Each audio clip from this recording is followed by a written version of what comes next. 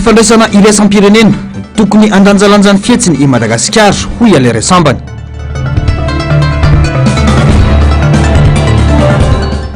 Andro mangatsika mitombo ny aretin'ny taovam-pisefony. Raraboina 777 5h kolikoly avolenta ny fitondrana no amin'ny nanapa-kevitra hoy vepanina sy teny irendrena sominaiko. Manatra ny fiarabana tompoko lasy sy tompoko vavy tonga soa ato anatin'ny fotoanan'ny fampahalalam-baovao eto amin'ny fahitalavitra MBS manasanao ampanajana anaraka ny fampahalalam-baovao hatramin'ny farany. Ny vaovao makasika ny rarana fana teto amin'ny firenena no isataratsika ny fampahalalam-baovao. Mampamedram-panontaniana ny fihetsiky ny mpitondra fanjakana izay mikendry ny anafina sy ampangina ny raraha fanapoizinana sy fahapoizinana ara-tsakafo mialohan'ny fahatongavany SADC hoy ny mpanapolitika. Izay natakonana anaty serasera sy resabe ny fahamarinana izay andrasan'ny maro ankehitriny. Ny antsipriany izay vaovao izay. Areto tsy misy tonintsony ny fanadihadiana makasika ny raraha fanapoizinana sy fahapoizinana ara-tsakafo teto Madagasikara. Tsy misy fepetra raisina na dia efa fantatra aza fa botulisme no tranga tany ambositra ho ny solombavam-bahoaka Randriamasinoriana androany. Resaka serasera no betsaka ka takonana ao anatin'izany ny fahamarinana izay takiny maro ankehitriny. Nateo azy ireo fanazavana maro izay nisy loha ny Andry Rajoelina tena ny tompona andraikitra rehetra. Mambetra-panontaniana ny tenany raha mikendry ny anafina sy ampangina ny rara mialoha ny fahatongavan'ny SADC ny fanjakana. Ny Andry Rajoelina tena teo daholo na ministra nina na ministra nina ary kely sisany tsy namoany hoe zao ny didy ho an'ireto voapanga rehetrarehetra reto ary izy nefa mitena ny voapanga. Ny zavatra misy dia izay efehana communication izay fa na afaka ny ataoko hoe niratrapon'ny olona rehetra ve izay zavatra izay nahita ny fahamarinana rehetrarehetra tao anatin'iny raharambo malaza iny ve ary tsy raharambo malaza ihany fa apatrahivoko fa nisy tratran'ny intoxication tany Majunga, nisy tratran'ny intoxication tany Tomasina, nisy tratran'ny intoxication tany Iosy, tany Ambositra, nisy tratran'ny intoxication tany Ambositra. Aiza daholo ny fahamarinana ireny zavatra rehetrarehetra ireny. Raha natafiteny ny ministra hoe botulisme iny, raha botulisme zany hoe mila déclarena any amin'ny OMS mihitsy fa misy trangana aretina izay mahafaty aingana eto Madagasikara. Inona ny fepetra raisina ao anatin'izay? Tokony miditra ao anatin'ny état d'urgence sanitaire vetsika sa ho avy ny SADC dia tsy maintsy natao iny filan-kevitra amin'ny ministra iny anaovana communication hoe milamina Madagasikara raha resaka ara-pahasalamana dia rehefa vita ny SADC rehefa aveo vao ifongatra daholo indray ny aretina misy rehetrarehetra. Efa fomba fiasan'ny mpitondra ankehitriny ny fanaovana serasera rehefa misy tranga tahaka izao kanefa na ny profety milaza ny zava-misy aza tsy mazava sy manjavozavo tanteraka. Maneho ny fihetsika asehon'ny mpitondra fa natao anam-penam-bavy ireo miteny ny zava-misy ho ity solombavam-bahoaka ity. Fanaovana communication fotsiny ireny penana ny vavam-teny rehetrarehetra ary raha ohatra ka misy ireny faneho-kevitra ao aorianan'ireny hoe Andry Rajoelina miteny ireny dia alasa hoe azo enjehana indray zany zay olona maneho hevitra ao aorianan'izay matahotra daholo ny olona satria sao dia anohatra ny zavatra nyteneniny dia avy indray hoe lasa iny indray no azo fanenjehana sy fanagadrana hoe tsy manana porofo kanefa izy miteny ve manana porofo scientifiquement mihitsy ny resahany valina analyse rehetrarehetra ny bilan rehetrarehetra tena zavatra tena voaporofo ve reny zavatra teneniny reny sa naovana ifehana comme fotsiny. Tsy azo lavina fa mpitondra tsy mpanao politika no misy eto. Tsy any amin'ny masona vahoaka no imasona fa variana manara-maso sy manatsikafina ny fanoerana. Na inona zava-misy ka miantraika amin'ny fiainam-bahoaka tsy maintsy miteny hoy ny fanamafisana. Izany raha teo no andrasan'ny vahoaka olona mijery sy mitondra ny marary azy. Ny fanoerana no jerena fa tsy nyresaka ny masoan'ny vahoaka ka nyresaka hoe aza-pidirana politika le politika mihitsy ny mety tsy fantany le izy inona ny atao hoe politika. Ny politika inge dia fijerena ny firenena ny mahasoan'ny vahoaka ny zavatra mahasoa iombonana andraikitry ny mpanohatra ny balizy ho an'ny fitondram-panjakana miantso ny fandraisana andraikitra raha tsy misy zany ka rarin'izay raha miteny satria zay manakaiky ny vahoaka zay tsy maintsy miteny ny marary ny vahoaka sy le etaeta ny vahoaka zay raha tsy hiteny ary zay dia iza ny hiteny an'ireny zavatra ireny efa miteny ary zay nareo manao be marenina ka raha tsy teny zay dia iny avelao fato azy ihany zany ny vahoaka dika zay mitrangan zavatra misy rehetra eto amin'ny firenena tsy maintsy mijoro zay tsy maintsy miteny na misy fahorina io na misy trabony io na inona manjohan'ny firenena tsy maintsy mijoro any zay satria zay ny mampano politika anay a manakaiky ny vahoaka zay mieny ny vahoaka ary tsy maintsy mitondra an'izay antso feoan'ny vahoaka zay raha tsaivina nanomboka ny 14 jona lasa teo dia nanao rano lava ny fahafatesana vokatry ny fanapoizinana ara-tsakafo niseho tamina faritra maro teto Madagasikara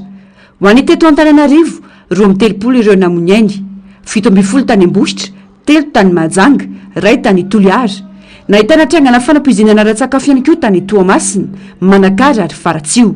tomangina daholo anefa fa tsy misy toy ny intsony ankehitriny fa voakapoka amin'ny fahantrana lalina ny vahoaka malagasy amin'izao fotoana izao ho iatrany ny solombavambahoaka Rina Randriamasinoro Androany no sady izaka ny fihetsiky ny mpitondra manoloana ny teny tsy voahevitra sy ny fanapahan-kevitra tsy voahevitra amin'ny resaka diplomasia tsy mahatsiaro ho tompon'andraikitra mihitsy ny fitondranana fa mitady olona anlianandrihatra eo anatrehan'ny raharaha izay fiaramanidina mitondra ny laharana malagasy any Iran tsy afa-miala ny fahatompon'andraikitra amin'ny zavamisy ny mpitondra izay manendry ireo olona iandraikitra izany ho iatrany ity solombavambahoaka ity tato bovao ny ando miaratina eo amin'ny saritry ny ratsariny Mathieu Prince iatrany toy ireny tsy misy mpitondra ireny Madagasikara hoy Rina Randriamasinoro manoloana ny fihetsika mamohitra sy amin'ny mpitondra izay tsy mahatsiaro tompon'andraikitra mihitsy amin'ny raharaha mahakasika ny fiainam-pirenena raha tsy laza fa tsy ny raharaha fiaramanidina mitondra ny laharam-pamantarana malagasy lasa ny Iran tsy atao mahagaga ho izy raha tsy mandroso ny firenena satria fifaniliana andraikitra sy fifampiarovana no misy eto tsy mitana ny mahatompon'andraikitra azy ny mpitondra fa tsy maintsy mijery olona ny liana andrehitra sady manao adihevitra na tserasera sisa rehefa misy zavatra miseho amin'ny fanapahan-kevitra raisiny any dia tsy maintsy mijery olona aniliana azy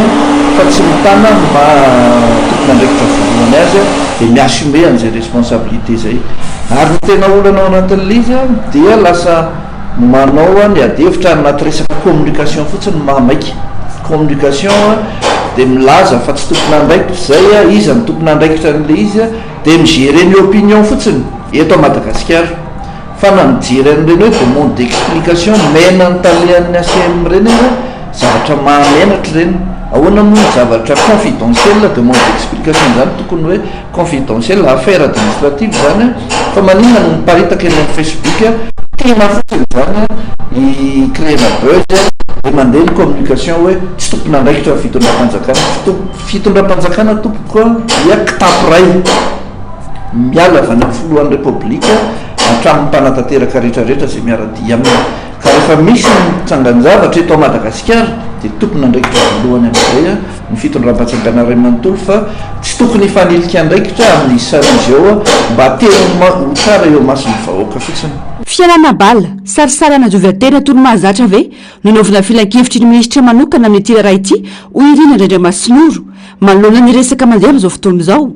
na inona lazaina tompony antoka ary tompony andraikitra feno ny mpitondra fanjakana nametraka ireo tompony andraikitra eo ambany fifehezany mamany olana amin'ny resaka ara-diplomatika zay mety isy fiatraikany amin'ny fanapahan-kevitra ny raisiny ireny ka mety avoasady atsika ve na ny mpitondra na ny firenena sa mijanona amina resaka communication dia ny zavatra iseo indray dia anadio tena ny tompon'andraikitra tsirairay avy ao anatin'ny gouvernemanta ary nangay any rajoela tena hoe tsy tompon'andraikitra amin'io fa maninona nareo no tsy tompon'andraikitra tompon'andraikitra voalohany ny olona nanendra n'ireny olona ireny amin'ny toerana misy azy ary matoa ireny ny olona nitendrena dia ohatr'ireny zany ny qualité an'ny olona nanendry azy dikan'izay tompon'andraikitra daholo fa tsy rehefa miseho ny zavatra dia zay vao manatsara tena anaty tambajotra tseratsera na tele fotsiny amin'ny fanaovana filan-kevitra minisitra manokana mba hanaovana communication fotsiny fa zay averika zay fahatany zay tena mamany olana ve manoloana ny zavamisy le filan-kevitra minisitra sa natao sarisarina fisehoana fotsiny anadiova-tena amin'izay fanapahan-kevitra ndraisina sy ny zavatra niseho teto amin'ny firenena tsy niraharaha-boinina ihany fa mampanahy ihany koa ny fihetsika sehon'ny fitondrana firenena mantraka nefa mahavita manao fampirorana amina resaka diplomatika toy ny raharaha mahakasika ny fionana teo amin'ny ministry ny rahambahiny sy ny ambasador ny vondrona eropeanina lasa totonira raha tokantrano ny fitondrana ny Madagasikara kanefa ny vahoaka iray manontolo no izaka ny vokany. Nefa ianao miseho azy firenena ty amina atao hoe firenena farany manitra, miseho azy tsy mipetraka mihitsy mirespekte inona misy anao hoe manaraka misy anao iza partenaire mamatsy anao iza firenena tena mamelona anao ankehitriny fa ianao dia ianao zay atao hoe firenena farany manitra maseho mahavita manao menace ndreny hoe zay manana ny fiandrianam-pirenenay tsy voafehana izany zay le izy raha tokantranonao le izy tsy maninona raha tokantranonao fa le izy raha tokantrano ny vahoaka malagasy ray manontolo rehefa misy ny sanction mahazo ny firenena dia ny firenena ray manontolo mivoa amin'izay efa frappé amina fahitana faratapony zao ny vahoaka malagasy amin'ny fihetsikinareo mpitondra ny tsy fahaizanareo mitantana kanefa mbola resaka diplomatiquement koa mbola ataonareo raha tokantranonareo ny raha ny firenena ray manontolo dia veriko hoe tsy mety ary tsy mendrika mihitsy ny fihetsika sehonareo manoloana an'ireny bavura etsieroa na teny tsy voahevitra na fanapa-kevitra tsy voahevitra makasika ny resaka ara-diplomatika eto Madagasikara reny. Raha ny fampitambo avao nisorona tamin'ny toerana maha-ministry ny fitaterana sy ny famantarana ny toetrandro azy i Valérie Ramonjavelo raha ny didim-panjakana momba ny fanendrena-pikambana amin'ny governemanta. Ny Praiministra Saint Christian no napetraka isana vonjimaika io ministera io mandra-patonga ny fanendrena vaovao raha ny fampitambo avao navoaka ny pejy fiadidiana ny Repoblika tamin'ny enora sasany ariva teo. Raha ny fantatra lamando manodidina indray tapitrisa dolara na sazy 20 taona an-tranomaizina no miandry ireo izay mini mandika ny fitsipika momba ny sazy ny fandraiky amin'ny Iran navoaka ny OFAC na ny Office of Foreign Assist Control la ny États-Unis tamin'ny 13 Jolay 2012 lasa teo ho an'ireo orinasa mpiara-manidina mifandraiky amin'ny Iran rehetra. Ity farany ity izay voasazy ny firenena tandrefana no ny antony ara-nokleary ny fanohanan'ireo vondrona mitapy-adiana ary ny fanitsakitsahany ny zon'olombelona. Fa mitoy ny faneho-kevitra mahakasika indrindra ity raharaha Boeing 777 mitondra ny larana malagasy izay tafiditra antsokosoko any Iran ity amin'izao fotoana izao. Tokony tsy anaiky horebirebena amin'ity raharaha ity ny vahoaka malagasy. Tsy olotokana araka ny filazana noho nandray fanapahan-kevitra fa fitondrana manontolo hoy isiteny Rendrena Soniaiko izay filoha-lefitra avy eo anivony efanoerana eny anivony anteny miram-pirenena. Ny antsipriany izay vaovao izay. Tsy olona iray na manam-pahefana tsotra no tompona andraikitra fa ny fitondrana Rajoelina manontolo izay nanapa-kevitra mavesa-danja tamin'ny fomba manjavonjavo sy ahina ofeny fakambola momba ny raharaha Boeing 777 maisa 5 nahazo larana malagasy ka tonga any Iran ankehitriny. Kolikoly avolenta no zava-misy hoy ny filoha-lefitra eo anivony anteny miram-pirenena sy teny Rendrena Soniaiko. Sinema sy tetika fanosirana andraikitra ny fihetsika mpitondra sy ireo akaiky ny mpitondra. Ny fitondrana Rajoelina manontolo no tompona andraikitra amin'ny ity raharaha ity hoy ny fanamafisana. Hitantsika faneho-kevitra nataon'ny Madame Rina. Iny faneho-kevitra iny sinema natao mba hanadiovana ny fitondram-panjakana.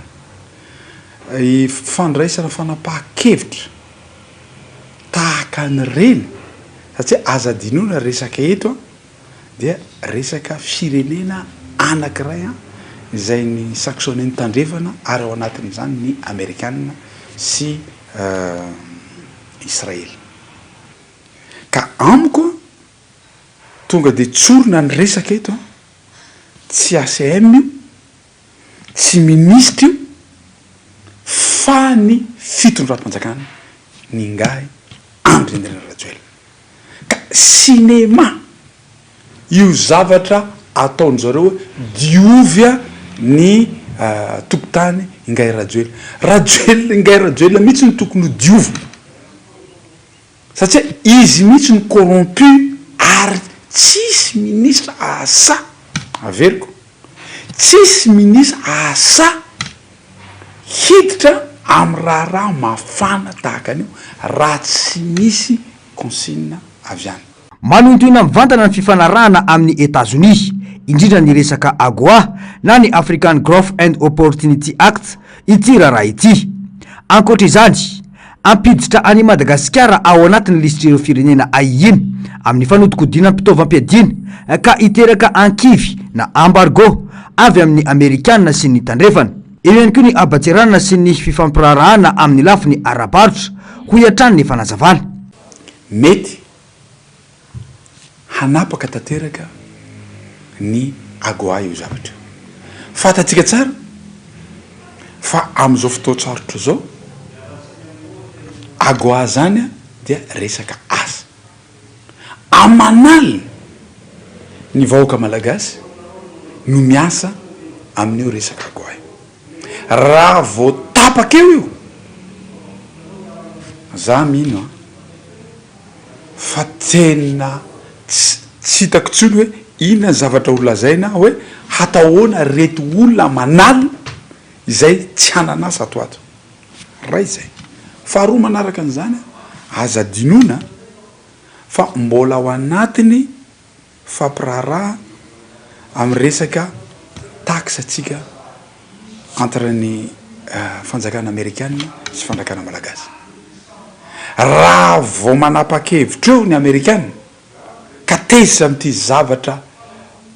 corruption izay nataon'ny fitondram-panjakana ity ka mampiakatra ny taxe lavanila fotsiny any amin'ny 125% vita potika tsy afaka arenina ntsony ny sehatra ny lavanila tsy azo everina izany hoe fiaramanidina tsy ho ampiasaina eto Madagasikara kanefa omena matrikila malagasy fa misy kolokolo izany ho iatrany isyteny rendrana solony aiko tsy tokony anaiky ampatoriana amin'ny resaka inina hodikodina ny malagasy ho izy fa mazava fa ny fitondrana no nanapa-kevitra fa tsy olo-tokana izany raitsaivina moa dia nisy ny fangataham-panazavana nataon'ny ministry ny fitaterana tamin'ny aviation civile de Madagasikara na ny ACM momba ity raharaha fanomezana sertifika na ahafahan'ireo fiaramanidina nanidina sy nahazahoany numero malagasy 5R rehefa namaly ny fangataham-panazavana moa ny ACM dia mazava ny soratra ny tale général ny laza fa noho ny toromarika avy amin'ny ministry ny fitaterana no nahazahoany ACM nanao izany no mafisy nyty sampandraraha ity ihany koa fa nisy mandrakariva ny tatitra momba ny raraboina 777 nalefa tamin'ireo tompon'andraikitra sy ny manam-pahefana isan-tsokaziny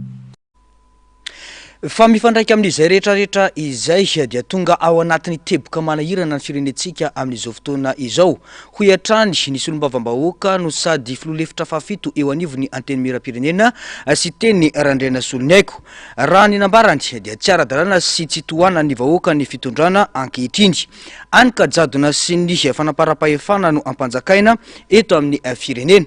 sinema politika fanodikodinana saim-bahoaka ary fitsinjarana tombola no tetika ampiasaina anakonana tsy fahombiazam-pitantanana ho iatrany ity solom-bavambahoaka ity ny antsipriana izay vaovao izay ny fomba navofidiny mpitondra manjavozavo sy aradrariny no anto lehibe mahatonga ny tsy fahamarinany toerany fitondrana ankehitriny tsy misy antoka politika mazava nanome fahefana tanteraka an'ireo mpitondra amin'izao any ka sinema politika sy fanodikodinana saina no ampiasaina itazonana ny fahefana fanambatambazana vahoaka sy fanehoana fa misy vahoaka ao andamosina ny famori-bahoaka sy ny fizaran-javatra amin'ny alalany tombola fiforetana anaty kosa no mahazo ny malagasy manoloana ny fahantrana sy ny tsy fahombiazan'ny fitondrana amin'ny fitantanana ny firenena hoy ny solom-bavambahoaka sy teny irendrena solony aiko rehefa ianao mahatsapa hoe fa tsy manana an'izay fanohanana avy amin'ny vahoaka zay dia mipetraka automatique le dictature tsy voasambany mpitarika eto amin'izao tontolo izao manao an'izany ny mpitondra ankehitriny eto Madagasikara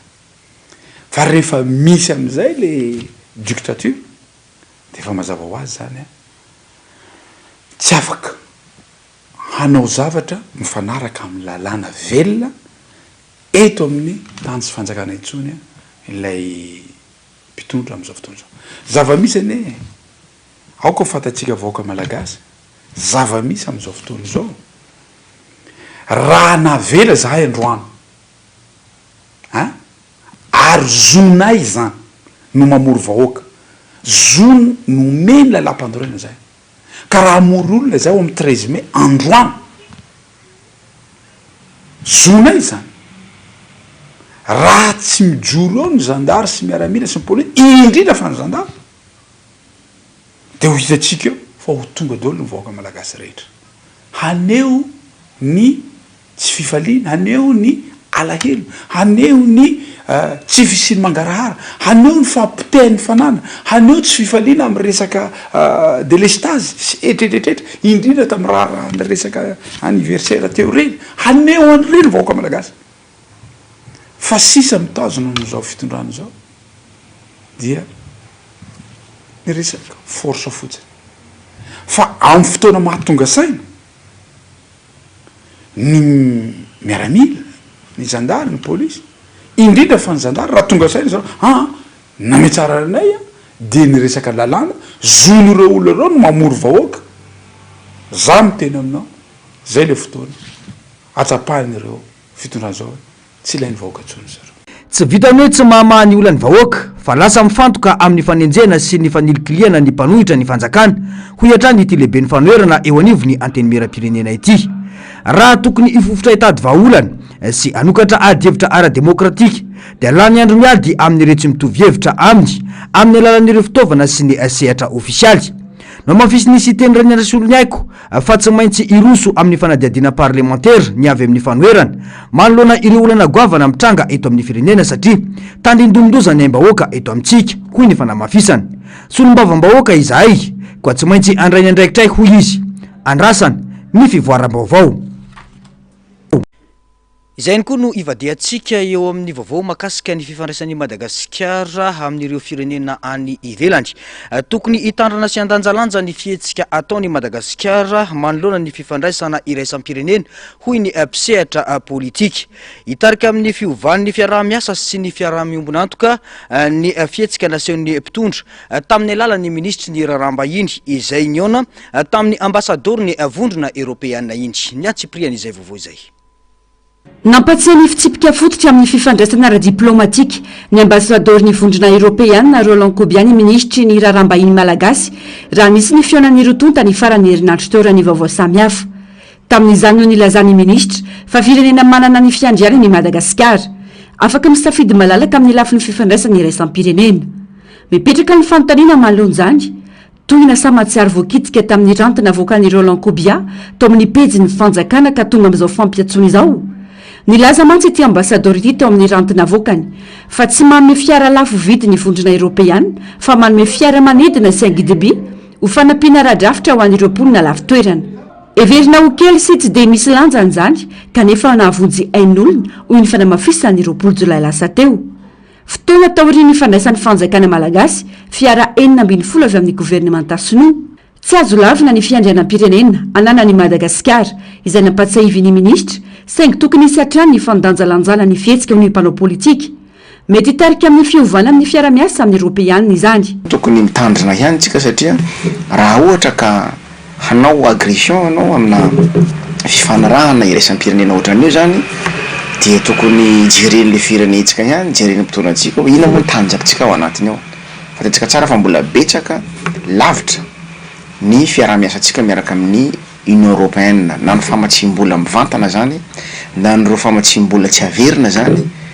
ary indrindra ataoko hoe ny fifanarahana ara-barotra amina vondrona Europeana mbola matanjaka be ary io no anisany constitué PIB ngiza be eto Madagasikara ka izy hoe tokony lanjalanjaitsika ihany ny zavatra misy satria averiko foana sao dia hivadika karazana mety tsy fakazahoana tsara eo amin'ny vondrona Europeana mety hivadika karazana incidence amina diplomatika marina fa malalaka amin'ny safidiny Madagasikara amin'ny lafiny diplomatika saingy entitra amin'ny fijeriny ihany koa vahiny no izy ireo mbola mpandrotsabola anodinana ny firenena amin'ny resoratra maro lafy ho ny fanao-kevitra. Tokony mijorentsika ambonina latabatra hoe ohatrany ahoana ny avantage raisitsika amin'ny vondrona Europeana raha sanatria ka hoe misy amin'ireny no ajanony na misy amin'ireny no ho antony na misy amin'ireny no ohatsika hoe ahenany tsikelikely zany zavatra mety possible zany fa hoy zao hoe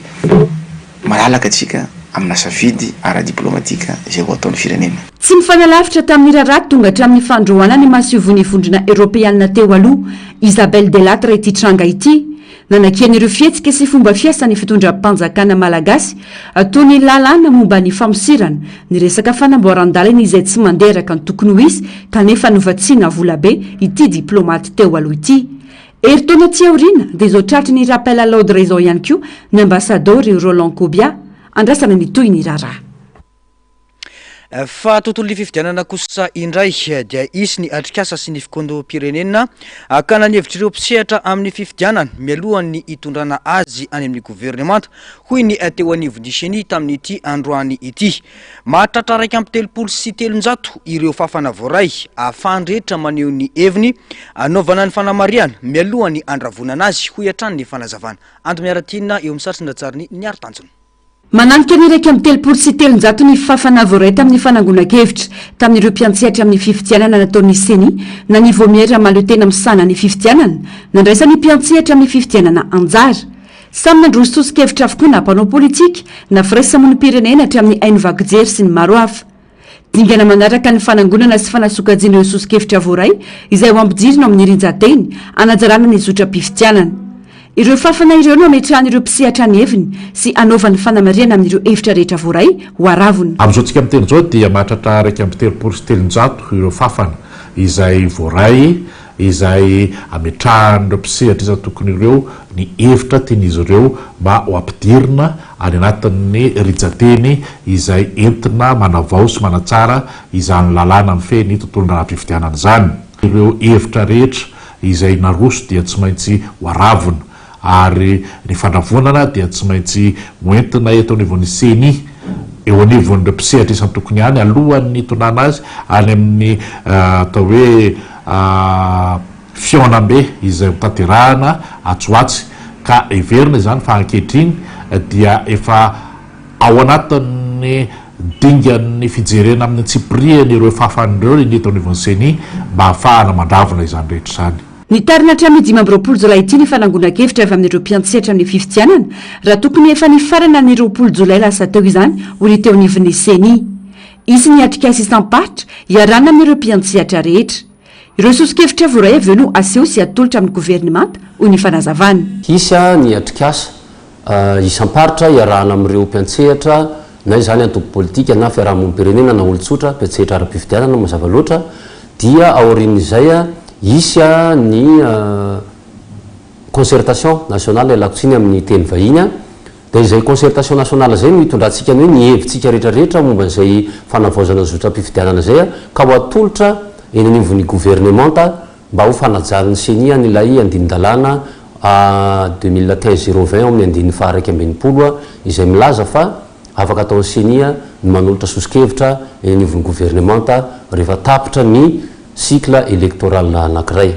Maro no hevitra naroso man'ireo mpiantsehatra amin'ny fifidianana eto Madagasikara avy amin'ny Seny.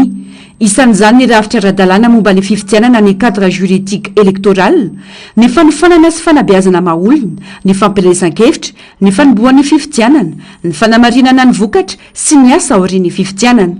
Ireo teboka ireo izay andrasany maro no tena ampiarana azy ialana amin'ireo tsy fahatomombanana maro samihafa manodidina ny fifidianana.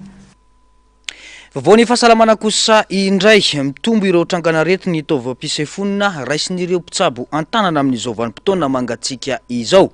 Lasibatra voalohany ireo zaza sy ireo nazoazo taona raha ny tatitra atrandry. Tsy misy afa-tsy ny fanarahana ny toromarika omen'ny mpitsabo no ahafahana misoroka sy mpitsabo ny aretina. Hoy ny fanamafisany mpitsabo iray izay nanaovana fanadiadiana ho an'ity androany ity. Tsarakaraka izany anefa ny zava-misy iainany tokantrano maro ankehitriny fa lasa manao dokotera tena vokatry ny fahasahiranana. Ny antsipriany izay vaovao izay. Miatrika misy tambatan'olona ny atsika amin'izao fotoana izao. Mamely ny gripa saingy misafidy ny tsabo tena amin'ny alalan'ny adigasy ny olona no tsy fampiny eo am-pelantanana. Mampitombo ny akanjo mafana sy lamba firakitra ihany koa ny ankamaroany azona hafanana indrindra ny amin'ny alina. Mitany nafo mihitsy azy indraindray ho ity reny mpianakaviana ity. Manao ba manao tonatonan-kafo kely rehefa tsy ambony fotsifotsy. Donc tantany mafo rehefa tena mangatsika be. Misy hoe griparipa kely dia misitrana ho azy eny. Tsy mankany aloha izay fa mevomevoka kely eny dia afaka nimpotsy dia afaka tsy fafana tsy manambola indraindray. Matetika mahazo ny ankamaroan'ny olona ny aretin'ny taovam-pisefonina rehefa mangatsika toy izao ny andro. Nanatombo ny tranga mitata amin'ny teo aloha ho ny mpitsabo. Manomboka eo amin'ny gripa, arety tenda, sery, ny vangotaolana hatramin'ny fahaseborana mihitsy izany. Mahazo misy kajy taona rehetra ireo aretina ireo. mandatra sy mamery mafy kokoa izany eo amin'ny zatsa sy ireo fanazy taona noho ny tsy fampiny hery fiarovana manomboka amina serisery zany a dia indraindray mety lasa mikohaka indraindray mety mijanona eo ihany fa nandray io lasa mitatra amina hoe misy fanaviana le olona mety arary ny andoha mitsakitsaky mivanotolana lasa malaikomana reradreraka indraindray mbola misy ambonin'izay hoe lasa misy fahaseporana mihitsy ary zava-dehibe mialohan'izany fitazonana ny fahadiovana fototra ny fijanonana mafana ary ny fampindrano amin'ny vatany ilaina mandrakariva ihany koa ny fahadiovany manodidina ary ny ao tokantrano mba hisorohana ny aretina ampitombona ihany koa ny hery fiarovana amin'ny alalan'ny fihinanana voankazo sy sakafo ara-pahasalamana indavo protéine dia ny hena ny trondro ny atody ny soja sokajy sakafo faharoa zay mahitana fanana sy entana ny hery entina miasa dia ny lipide sy ny glucide ohatra ny lipide zao ny vary ny ankotrana ary ny mofo vita amin'ny lafarina reny ny glucide moa zany dia menaka dia tsara vany tsara koa zany ny menaka avy amin'ny zava-maniry ny sokajy sakafo fahatelo zay mitondra an'ireo vitamine isan-karazany sy ireo antsoina hoe oligo élément dia ny voankazo zany karazany maromaro isan'andro na maitso na legioma dia ny sakafo hanina maty reny crudité tsika ireo indray mampiakatra ny fiarovantsika ahafahantsika miatrika indrindrindra ny grippe zao andro agnatsika zao ireo koa manatsara fandevonan-kanina irano ampitsevina foana ny sotrona foana na makatsika raha ny andro eo amin'ny ray litatra eo zany mety amintsika tsika moa malagasy eo amin'ny 10 kilô eo fa manatombo zay raha manatombo ny lanja fa mieny zay raha miena ny lanja ny fanatonana mpitsabo ihany vaolana tsara indrindra rehefa mahatsapa-tena misy fiovana amin'ny andavanandro na fambara isoroany ny fiparitahany aretina sy tsabona ny marary raha ny zava-misy anefa ankehitriny tsy mahavita mitsabo tena intsony ny ankamaroany olona vokatry ny fahasahirana ny andavanandro any ka manao dokotera tena zava-doza ho an'ny fahasalamana nefa izany ka ilana fitandremana lafombavao afatanteraka kosa indray dia mbola tsy hita fa manjavona ao amin'ny ranomasiny Tomasina ireo mpanjony telo efa orotokom-bolana izao na dia efa nanao fikarohana tsakijanona aza ny fianakaviana sy ny mpanjony mpiaramonina ary ny manam-pahefanana dia mbola tsy misy porofo mazava na fanazavana mahafapo hita makasika ity raharaha ity miteraka aialalina raha ny faneho-kevitra nataon'izy ireo ny atsipriana izay vaovao zay efa oropolo andro zao no tsy hita ireo olona telo nanjavany teny amoron-dranomasina tao amin'ny faritra depo Automasina rano vaovao ny valo jolay lasa teo ny alany materaka tokony ho amin'ny 7 maraina nakana an-dranomasina tamin'ny samykely misy motera anjony toy ny mahazatra ireo lehilahy telo samy mandindina ny efapolo taona mahay sy voahomana tsara izy ireo ary ny kasa iverina mialo ny aharivan'ny andro saingy niteraka tao ohatra sy aialalina ho an'ny fianakaviana izy ireo ny tsy nahazavona vaovao avy hatrany tao rin'ny angany navoaka ny fampitandremana ny ariva ihany ary nanomboka avy hatrany ny fikarohana nandray anjara tamin'izany ireo mpanjony ao an-toerana ny manampahefana misanany ranomasina ary ny fiarahamonina ny sambo iray ny karika nanerina ny morontsiraka avy any avaratra ka hatrany atsimo saingy tsy nahitana tsy hita ny sambo kely ny arato na ireo entana manokana tao voafafantanteraka tamin'ny ranomasina ny zava-drehetra tany amin'ny tanàna amoron-dranomasina iray nisy olona nitovy amin'ny mombamomba ireo very no hita saingy rehefa natao ny fanamarinana dia hita fa tsy izy ireo no ireo telo nanjavana vaovao makasika ny finoana kosa indray dia atao antaolagnaro manomboka ny 12 ka hatramin'ny 20 aogositra izao ny synode lehibe faha 20 ho an'ny fiangonana FJKM eto Madagasikara mpandray anjara mihoatra ny 700 no andrasana amin'izany raha ny fampitam-baovao ifanakalo hevitra sy akafanapahakevitra lehibe momba ny hoavin'ny fiangonana ao anatiny 7 taona manaraka eo ihany koa ny fifidianana ny filoha-vaovao raha ny fanazavana hatrany ny tady vaovao makasika izany atao any atolany ary ny synode lehibe faha 20 ny fiangonan'i Jesoa Kristy eto Madagasikara na ny FJKM mihoatra ny 700 ireo mpandray anjara ivory anomboka ny 13 ka hatramin'ny 20 aogositra ho avy izao fotoana anavaozan'ny rafitra fitantanana ary indrindra andrefetana ny lalàna sy pekady ho tanterana mandritry ny 7 taona ho avy amin'ny FJKM ny synode lehibe mandritra ity fivoriana lehibe ity dia isy fanapahan-kevitra manandanja ho raisina ho amin'ny fitahirin'ny FJKM ho an'ny taona 2024 hatramin'ny 2024.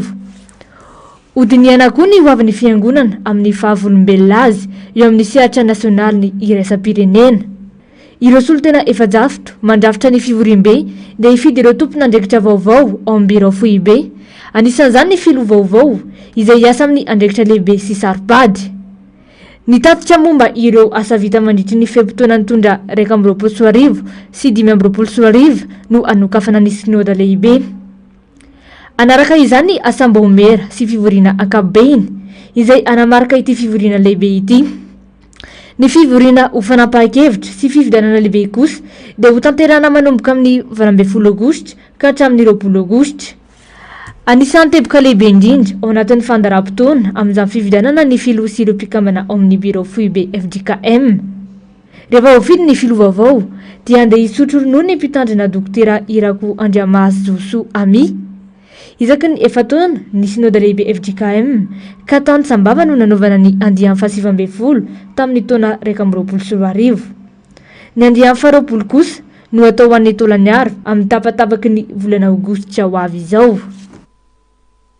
Ho any amin'ny distrikan'ny Faratsio kosa indray isika amin'ity vaovao manaraka ity manodidina ny 7,9 taona isan-taona ny ovy miakatra avy ao amin'ny distrikan'ny Faratsio faritra Vakinankaratra. Misedra olana nefa ireo tantsaha ka nomeny solombavam-bahoaka ao an-toerana fanampiana amin'ny masomboly sy fanofanana ara-teknika ary torohay mivantana mba hanatsarana ny vokatra tany an-toerana makasika izay indrindra ny namana mpanao gazety. Toerana voalohany amin'ny famokarana ovy eto Madagasikara ny distrikan'ny Faratsio ao amin'ny faritra Vakinankaratra. Tsy latsaky ny 20 ireo kooperativa misehatra amin'ity vokatra ity ao Faratsio. Anatsarana ny vokatra na ny abetsandy na ny kalitondry dia notolorana masomboly kalitao ireo tantsaha avy amin'ireo komina sivy any an-toerana ary nomena fampiofanana mifantoka amin'ny fomba fambolena maharitra, fanatsarana ny vokatra ary toromarika amin'ny fikarakarana ny tany. Nisany koa ireo teknisana niara asa tamin'ny solombavam-bahoaka na nome tantsoroka amin'ny asa sy nanomezana fanazavana momba ny fitaovana, ny fikajiana ny eo an-tanana sy ny fiomanana amin'ny vanim-potoana ny fambolena. Na dia tsy andraikitry ny solombavam-bahoaka mivantana aza ny manao asa toy ny fanomezana masomboly sy fanofanana ara-teknika dia nofenoina ny banga noho ny fitakiany zavamisy sy ny fitarainana ireo tantsaha. Tsy afaka ijery fotsiny izahay raha mananika ny fahantrana very ny vokatra ary tsy manana mpiaha ny tantsaha hoy ny fanazavany ny solombavam-bahoaka. Resaka faiza manao amina teknika amina resaka fambolena ohatra na amin'izany resaka fambolena sakay vavamborona zay misy tsena iny resaka sonjo fahatelo manaraka an'izany resaka kafe arabika zay erahana amindreo ataontsika partenaire efa vonona ary zay indrindra nanisana anampina andreo tantsaha amin'izao fotoana zao hoe mba ahafahana mijery lalam-bola mba ahafahana mijery lalam-piarina vaovao mba akoatrany hoe mahazatra hoe mamboly ovy zany ainy distrikan'ny Faratsio zany mamboly katsaky zany mamboly mangazo mamboly tsaramaso ainy vahoaka amin'ny Faratsio zany fa mitady fambolena ekonomia anankiray mitodika makany amin'ny tsena na ivelany io na any anatiny zay ahafahantsika tena hoe manana an'izay ataontsika hoe ambombava satria mila manana ambombava aloha ny tantsaha afaka hoe tena manana an'izay ataontsika hoe fahaleovan-tena afaka mampiana-janaka izy afaka mitsabo izy raha marary zany no anisany anankiray tena hoe anampina ny tantsaha amin'ny resaka sosialy ary zany indrindra anisany anankiray tena akasitrana be dehibe satria efa mivondrona ny fikambanana any anivon'ny komina tsirairay aby amin'izao fotoana zao mitady an'izany ahitarika fitariana nataontsika hoe leadership zany amina resaka fanampiana azy ireo amina resaka fanatsarana ny fidiram-bolany fanatsarana ny ataontsika hoe reo vokatra miditra any anatin'izany tontolo ambanivohitra zany satria raha vao tsy mijery midina ty fotony aloha fampandrosoana dia zava-pony zany atao hoe androso zany Madagasikara. Ankoatra ny asa natao dia nanaitra ny fanjakana ihany koa ny solombavam-bahoaka amin'ny tokony isiny politika mazava sy fandarana samivaingana ho an'ny tantsaha. Raha tsy izany hoy izy dia hijanona ho taratasy fotsy foana ny hoe fampandrosonana lovain-jafy sy fanohanana ny famokarana anatiny. Raha ny fantatra moa dia Faratsio no mpamokatra ovy voalohany eto Madagasikara, tsy latsaky ny 7,9 taona no miakatra isan-taona. mbola ijanona any amin'ny district ny Faratsio izay hatrany isika fifaliana firaisankina ary fanentanana tanora izany no nentin'ny tournoi député 2024 tany amin'ity district ity fanomboana ihany izany ho hatrany ny solombavambahoaka fa mbola itoy amin'ny sehatra maro hafa izay mikendry hatrany ny fandrosoana sy ny fananganana tanora matanjaka sy tompon'andraikitra eny amin'ny fiarahamonina ny farany herinandro teo nanatanterahana ny lalao famaranana ho an'ity tournoi député 2024 ity ny antsipriany izay kluba misy miorina avy amin'ny commune sivy mandrafitra ny district ny Faratsio no nandray anjara tamin'ny fifaninanana tournoi député 2024 ombo matavy no loka ho an'ny ekipa tombondaka mariky ny fiverenana amin'ny kolotsaina sy ny fanehoana fa mitandrina ny soatoavina mahamalagasy hoy ny fanazavana tsy nijanona fotsiny amin'ny lalao baolina kitra ny hetsika fa sehatra nampiresana sy nampifandray ireo mponina ao amin'ny district nambaran'ny solombavambahoaka fa natao ampifandray ny tanora sy ampiaina indray ny fifankatiavana eo amin'ny samy olom-pirenena ny hetsika izay natao fombiazana be deaibe satria lalao apirahalaina ny commune sivy mivoaka mpandresy tam'izany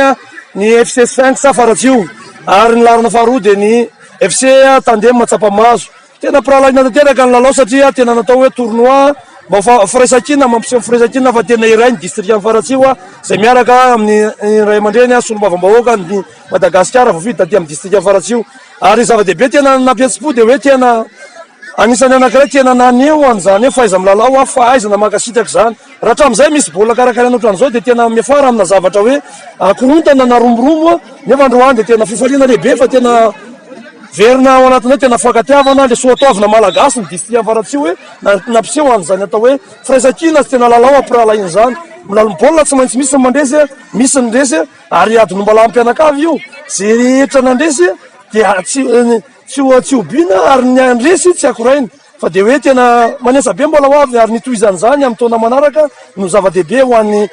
solombavambahoaka ny Faratsio de inona santenena fa de fankasitrahana tanteraka no hoan'ireo rehetra zay nanampy tamin'izao hetsika tournoi zay nikarakaraina satria fa nanomboka tany amin'ny volana marsa tany hoany izao farany izy androany alahady 17 jolay 2025 omena sehatra ny tanora hoy ny solombavambahoaka izay mpikarakarany hetsika sehatra iray izay ahafahan'izy ireo mivoatra miona sy mifampizara sady mitondra fanentanana ara-tsaina sy ara-piarahamonina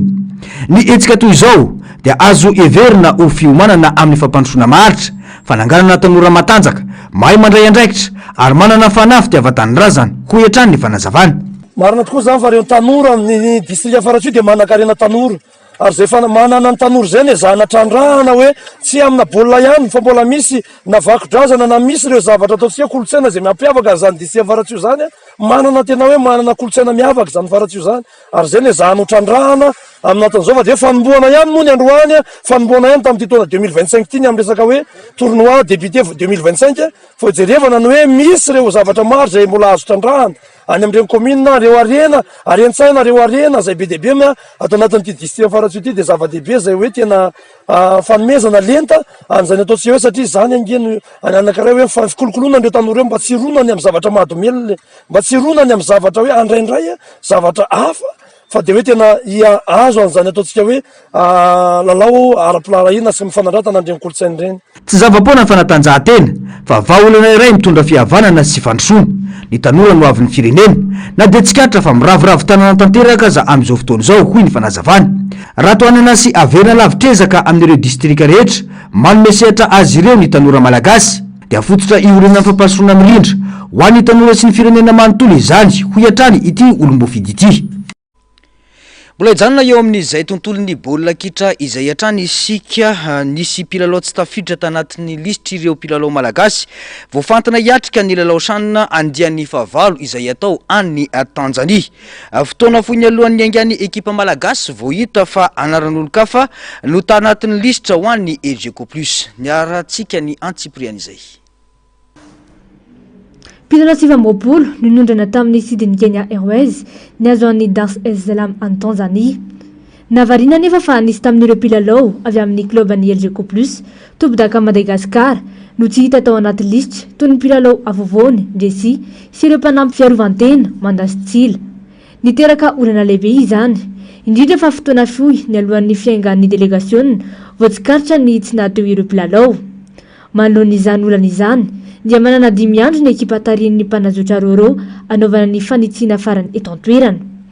Anomboka ny alahady 3 aogositra ny fifantsanana ka i Mauritanie no iona amin'ny Madagasikara izay ho tanterana ao amin'ny kianja Benjamin Mkapa Dar es Salaam. Idina amin'ny ekipa ny tany Pampiatrano Tanzania ny Barea ny 7 aogositra amin'ny ora mitovy sy amin'ny Kianziana. Ny 13 aogositra amin'ny 5 kosa no iatria Madagasikara ny Republika Centrafrika ao amin'ny kianja Benjamin Mkapa ihany.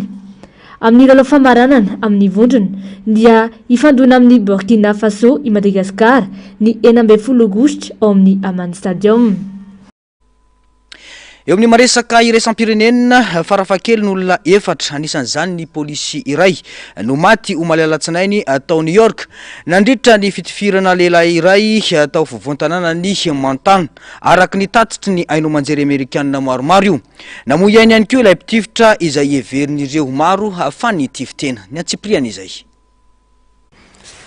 Omaly tokony tamin'ny 9 teo nisy lehilahy nitondra basy ary avy dia nitifitra tao anaty trano avo be iray izay misy bureau ny orinasa fikambanana lehibe maro. Lehilahy 3 anisan'izany ny polisy iray ary vehivavy iray no indrena moaina ary olona iray kosa mbola tsabony vokatry ny zavatra niatra taminy. Tsy ela fa tao aorian'ny anjovonjy dia polisy anjantony nitafy kiraro fiarovana sy nitondra fitaovam-piadiana mavesatra ary fiara-pamonjy voina marobe no namaly ny antso. Nisy koa ny helikoptera nidina teny ambony tamin'ny faritra misy hotely lafo vidy sy bureau ny orinasa lehibe io izay mifanakaiky amin'ny Central Park. Ain'olona 4 no nafoy tamin'ity tranga vaovao mahatsiraviny ity hono be ny tanànan'ny New York Eric Adams tamin'ny fanambarana nataony tamin'ny fampitam-baovao. Tsy tafiditra ao anatin'izany ilay mpitifitra izay tao namely tena rano vaovao. Rehefa nojerena ny fakantsary fanaramaso dia nahitana lehilahy misy volombava nanao solomaso mainty ary nitafy akanjo maizina nidina tamin'ny fiara mainty nitondra basy M4. Niditra tao an-trano io lehilahy io ary avy hatrany nitifitra ilay polisy ary avy eo namafisy nitifitra teny amin'ny efitrano fandraisana araka ny filazavan'ny lehiben'ny polisy tao New York Jessica Tish. Araka ny fanazavan'ny lehiben'ny polisy ao amin'ny trano be voatafika ity no misy ny bureau ny ligin'ny baolina kitra Amerikanina Matian NFL, ny orinasa lehibe arabola Blackstone ary ny orinasa mpanolo-tsaina sy mpanara-maso arabola KPMG. Raha ny fanazavana dia teraka tany Las Vegas ilay lehilahy nitifitra manana olana ara-tsaina raha ny tantarany ary nanao irery ny asa ratsy. États-Unis ny firenena mandroso manana ny tahambony indrindra amin'ny fahafatesana vokatry ny tifitra. Be lavitra noho ny isan'ny mponina ao aminy ny isan'ny basy ananany. Olana mateti-pitrangana any États-Unis ny fifampitifirana toy izao. Tsy voafiny ny gouvernemanta samihafa hatramin'izay ny resaka basy sy fifampitifirana satria mifamositra mafy amin'ny fananana basy ny Amerikanina maro. Tamin'ny taona 2024 olona mihoatra ny 900 alina no maty noho ny basy. Tsy tsaina ao anatin'izany ny famonoana tena araka ny filazan'ny fikambanana tsy miankina Gun Violence Archive. Ny plastika vaovao morarevina any anaty ranomasina vehivavy teratany italiana natao fécondation na embryon'olona avy tamina firenena 3 samihafa. Eo ihany koa ny fisina éclipse solaire iseho amin'ny volana aogositra 7 no afakely hoentin'isara anjaratinina amintsika amin'ity alina ity. Ondra ny apahan'ny tany ny andron'ny 2 aogositra 7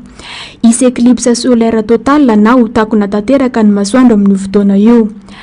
Iseho ny andron'ny 2 aogositra 7 avy izao izany ary aharitra 9 minitra sy 13 sekondra izany hoe éclipse lava indrindra hatramin'ny taona 2 Omezina tanteraka ny faritra sasany eto Afrika, any Europa, Moyen-Orient ary any Asia amin'ny andro io. Aorian'io dia voalaza fa any amin'ny taona 1402 indray vao hisy tranga to azy izany hoe afaka 7 taona anoany.